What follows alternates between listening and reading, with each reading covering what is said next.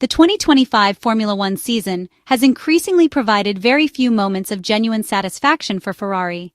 Even in instances where McLaren falters or underperforms at key races, the Scuderia has consistently failed to seize the opportunity and take advantage of the situation.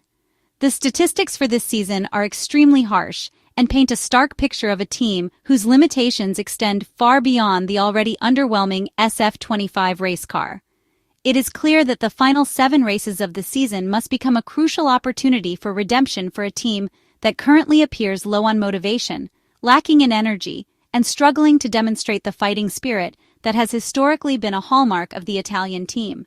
Charles Leclerc, following the disappointment of the Azerbaijan Grand Prix, took a measured approach in assessing his chances for victory with the SF25, suggesting that winning a race would be extremely difficult under the current circumstances. He indicated that any unexpected or surprise result would be very welcome, even though it would be highly unlikely. The Monegasque driver ultimately finished 9th in Baku, and when combined with Lewis Hamilton's 8th-place finish, it allowed Mercedes to overtake Ferrari in the Constructors Championship standings, moving into 2nd place and pushing the Scuderia further from its initial championship ambitions. Mercedes collected a total of 30 points in that race, while Ferrari could only manage a meager 6 points. Fred Vasseur, with his well-known ability to present events dramatically, and in his own narrative, argued that Ferrari had the potential to maintain pace with McLaren. However, anyone looking at the performance of the papaya-colored McLaren cars dominating so far in the 2025 season could not help but be skeptical. Lando Norris, in particular, delivered a lackluster performance in Azerbaijan, finishing 7th despite having a golden opportunity to recover crucial championship points after race leader Oscar Piastri crashed into the barriers on the opening lap.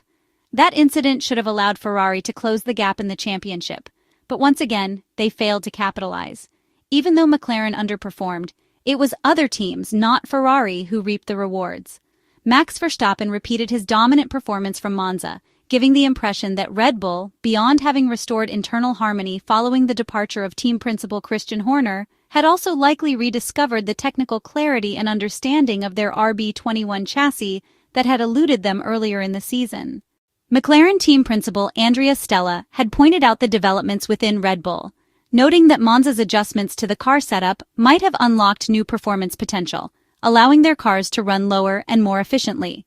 The former Ferrari engineer had made this prediction before the Azerbaijan Grand Prix, and it turned out to be remarkably accurate, reflecting the growing technical sophistication and adaptability of the Red Bull team.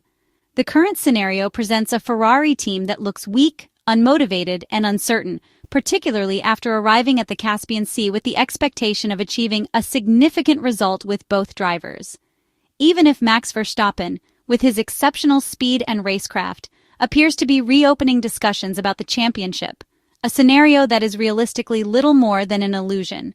The key point for Maranello is that Red Bull, thanks to its recent technical upgrades, including an updated front wing and a completely redesigned floor, has managed to reinvigorate even Yuki Tsunoda. The Japanese driver contributed a solid 6th-place finish in Azerbaijan, helping Red Bull secure a total of 33 points on that race weekend, narrowing the gap to Ferrari in the Constructors Championship to just 14 points and demonstrating the increasingly competitive nature of Milton Keynes's operation under Laurent Mekies' guidance. An alarm is certainly sounding within Ferrari. So far, the Scuderia has managed to defend 2nd place in the Constructors Championship, largely due to the consistent efforts of Charles Leclerc and Lewis Hamilton, 2 drivers capable of delivering points even when the car is not performing at its best. However, if Kimi Antonelli begins to regularly perform at the extraordinarily high level he is known for, and Yuki Tsunoda continues to build confidence and drive with more consistency, the Ferrari team that was seen struggling in Baku risks transforming into what some might describe as a red shrimp, moving backward rather than forward in the championship standings. It is important to remember the broader context. McLaren, despite having a catastrophic result in the most recent Grand Prix, has accumulated a total of 623 points in the Constructors' Championship so far this season. Meanwhile, the first pursuing team, Mercedes, has only 333 points, highlighting just how far ahead Woking's squad has been in terms of performance. McLaren's dominance, therefore, has essentially left their competitors struggling to keep pace, with Ferrari's current form appearing particularly fragile in comparison. Ferrari, it is worth emphasizing, entered the 2025 season with ambitions to challenge for both the Drivers' and Constructors' Championships.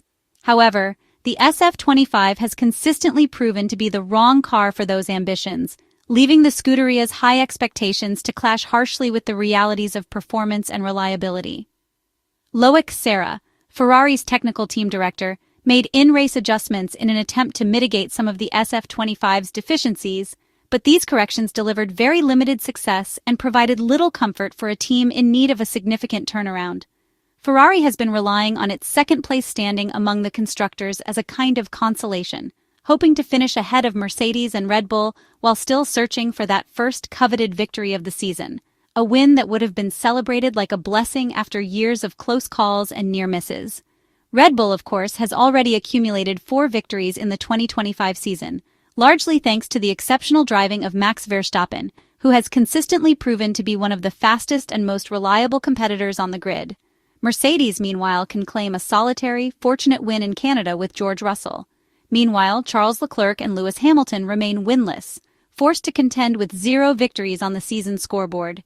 This excludes Hamilton's brief, somewhat exaggerated success in the China sprint race, which ultimately ended in disqualification and therefore did not count towards his official tally. It should come as no surprise that the narrow 14-point gap Ferrari experienced last year in the team championship has now ballooned to an enormous deficit of 337 points. The difference is even more striking given that the total points actually scored on track amount to only 296. This stark divergence emphasizes how much Ferrari is struggling to translate potential into results, exposing both strategic and technical shortcomings across multiple areas of the team's operations. This negative trend cannot and should not define Ferrari. The remaining 7 races on the calendar must become a showcase for the pride and resilience of a team that has seemingly forgotten what it means to win, a situation in stark contrast to last year's 5 victories and reminiscent of the near disasters of the SF1000 in 2020 and the SF21 in 2021. Ferrari fans cannot accept that this version of the Scuderia represents the true team. Lewis Hamilton, a 7-time world champion whose career pedigree includes 105 victories, is unable to consistently climb the podium despite his experience and undeniable skill. While age may play a factor and Charles Leclerc currently holds a small 0.2 advantage in qualifying pace, the Briton is by no means washed up and remains capable of top-level driving performances.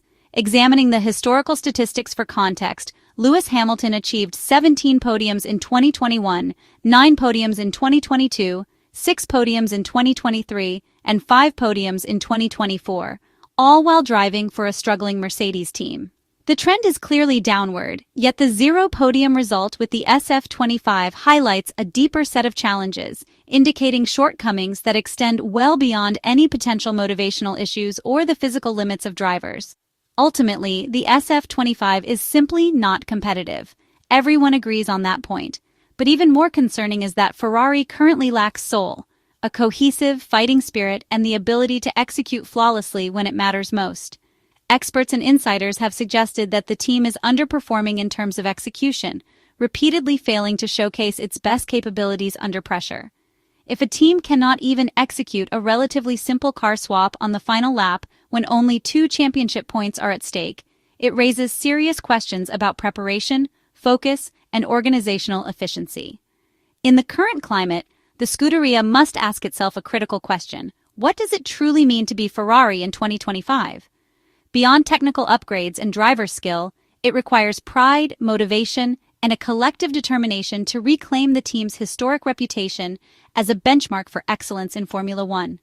The final 7 races of the season offer Ferrari the chance to rediscover its lost pride, remind the world of its competitive spirit, and potentially salvage what remains of a season that, until now, has been dominated by frustration, missed opportunities, and underperformance. Only by reigniting both the heart and the soul of the team can Ferrari hope to end the 2025 season on a positive note, proving that the Scuderia still has the resilience and capability to compete at the highest level of Formula One racing.